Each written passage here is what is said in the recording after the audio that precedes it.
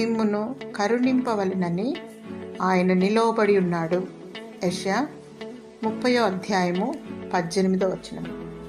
తండ్రి చిత్త ప్రకారముగా దేవుని ఆజ్ఞను పొందుకొని ప్రభువైన యేసుక్రీస్తు వారు ఈ లోకమును రక్షించుటకు ఆయన భూమికి ఎత్తించారు.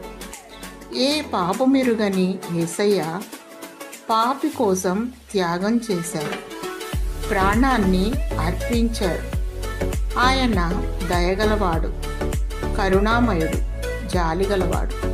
నీ ఆత్మ నశింపకూడదని, నీవు రక్షింపబడాలని పునరుద్ధానమును పొంది తండ్రి చెంత విజ్ఞాపన చేయుచున్నాడు.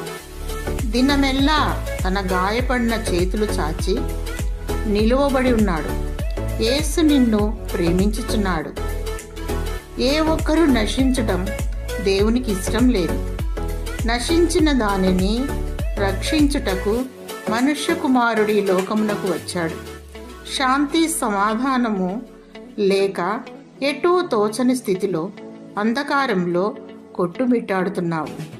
శాంతి సమాధానం, ఆదరణ, నెమ్మది దయచేయవాడు దేవుడే. యేసు చెంతకురా, ఆయన నిన్ను కరుణిస్తాడు. దేవుని స్తుతించు.